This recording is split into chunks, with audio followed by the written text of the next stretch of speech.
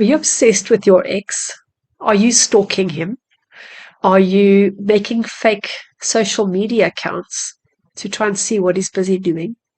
Are you driving past his house to see who's there? Is he home? Is he out? Is somebody with him? And are you knowing that you're contacting friends of his that you shouldn't, just to try and get a little bit of information to find out what he's up to, because you just can't let go? And all the while knowing that it's bad, it's wrong, you shouldn't be doing it, but you just can't move on. You're looking for answers you don't know how to get.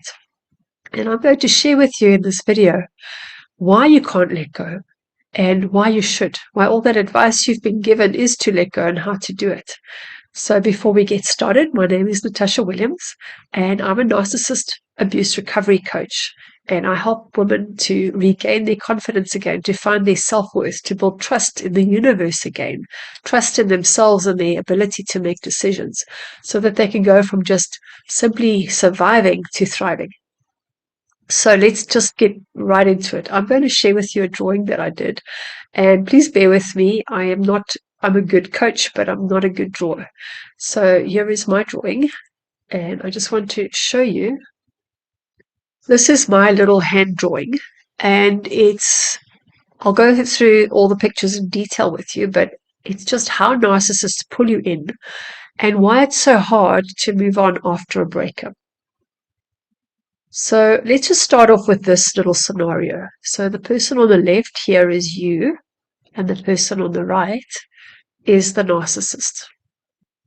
And you will see that your auric field around you is a lot smaller than the auric field around the narcissist. And the reason for that is because if you're an empath or you're a person who's drawn to other people because of their charisma and their confidence, you tend to pull your energy in. You tend to try and make yourself feel small. You might be a people pleaser, somebody with little boundaries. And so you always look at the person who's the loudest in the room, who has the most charisma, and think, I can never be like that. And as you already know, the people that have the loudest mouth in the room actually tend to know less. So they tend to have this auric field of how amazing they are. And because you don't feel so good about yourself, when you get attention from that person, you feel amazing. So they find you, and of course they're going to spot you because empaths are food, they're fuel for the narcissist. And they're going to send love your way because there's something about you that they love. There's something about you that they're missing. And so they start love bombing you. This is the first stage of the relationship.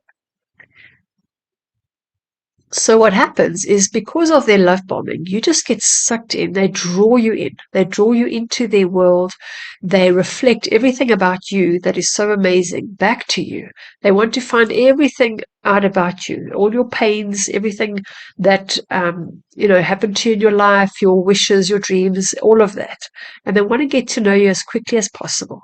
And the reason why they're doing that is because they want you into their space as quickly as possible, into their auric field, so that they can feed off you. And what tends to happen is they need to get into your brain. They're trying to get into your mind and take over your brain so you can't think straight, that they become the number one thing that consumes your daily physical surrounding as well as your daily thoughts. And they need to move in fast. So they might move into your house. They might, find out who your family is, who your friends are, or they might let you know who their family and friends are.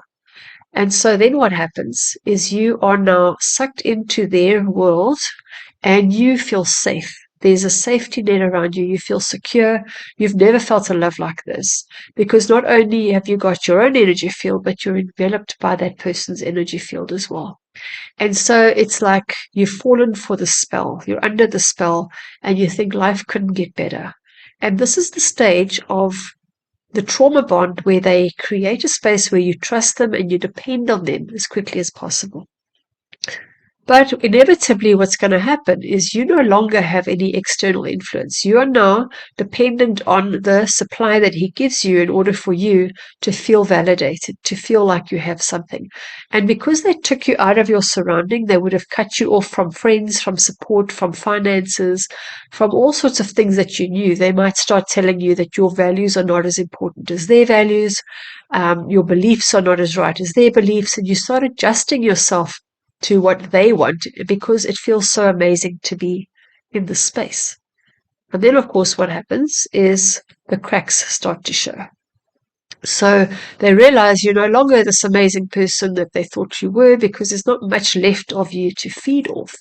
And this is where they start criticizing you. They start confounding you, gaslighting you, making up lies. And every time you try to leave, they need to pull you back in again, because this is where they can feed off you. They can't feed off you when you're outside of their circle of influence. And this is where you start to feel the pain of being in the environment of a narcissist. The problem that you're experiencing now is that you have been so sucked into his life that you have lost your identity. You are no longer you. You are now the identity that the narcissist has given you. And so when you try to leave, and you do eventually leave, and you might have left a few times, you're heartbroken. And you'll see again the figure on the left, you have a very small aura because that's still you. The narcissist, in the meantime, is looking for other supply, and they're sending their love elsewhere. And this is why you're stalking them. This is why you're obsessed. This is why you're trying to get answers, because you're trying to understand what happened. But if you can look at the drawing that I did here, you will see that you are two separate people. You got sucked into their world, and based on what they wanted, who they were, and now you're left back to your own devices, and you think somehow that they ruined you. And yes, if you go back to the first drawing, you had a bigger aura in the beginning, but it wasn't as big as the aura of the narcissist. And so what you need to look at, and this is the advice that I am giving to people, is you need to see, why were you so drawn in by somebody else's validation, somebody else's love to make you feel better?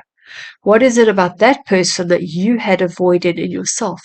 And trying to get answers from that person is like trying to get answers out of a movie that where the actors can't speak. It's all smoke and mirrors. There's no reality here. And the reason why you keep second guessing yourself is because you're wondering how much of this was real. And what was real was all of this was real. This really happened. They really pulled you in. They really sucked you dry.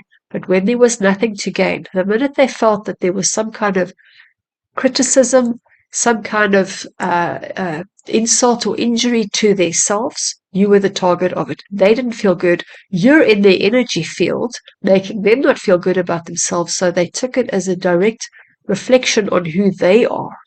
And rather than own it, they sent you out of it. They didn't want to own that part of themselves that you spoke about, which is why they then rejected you and kicked you out. So back to my video. So the thing is, do you want to keep obsessing about what that person's doing? Because for as long as you're obsessing about what they're doing, who's worrying about you? There's three people's business. There's yours, there's somebody else's, and there's God's business. And your business is what you and only you have control over. You have responsibility for it. Somebody else's business you have no responsibility for, and it's none of your business. What you do is none of the narcissist's business. What they do is none of your business. And God's business is, like, let's say it rains or there's a flood. Getting upset about God's business is not going to fix the problem. It's just going to make you miserable. So trying to change God's business is a waste of time and energy. And trying to waste somebody else's business is also a waste of time and energy. But yet you find yourself obsessed. And the reason is you think that they hold the key to your happiness. You're so busy trying to disentangle yourself from, did they say this? Did they mean this? What of it was real? Did they really say I love you when they, and did they mean it? All those little acts of kindness that they did, all those words that they said, how much of it was true? And the thing is, you're never going to get answers from that, because they learned to just tell you what it is that they needed to say in order to suck you in. So it was real, you were sucked in. It was real that they told you these things. It was real that they might even have felt it, because they are human after all. It was real that they felt it for a bit, but as soon as you were in their space and they felt like they owned you and they had possession of you, anything that you said they perceived as an injury to themselves, and you were the cause of it. And whether you intentionally meant it, didn't mean it, how they perceived it, their triggers is so volatile because they are so fragmented. They're not a whole person. You're a whole person. They are built up of little bits of people that they've accumulated over their lives, and that's what's created that big aura, that big energy field. That's what keeps them sustaining. And here's the beauty. What you don't know is that the difference between an empath and a narcissist is that an empath gets their fuel from source. You get your energy going through you. There's lots where that came from. You can keep creating more and more of that. If you know you need to achieve something, you go about, set a plan, and you go and achieve it.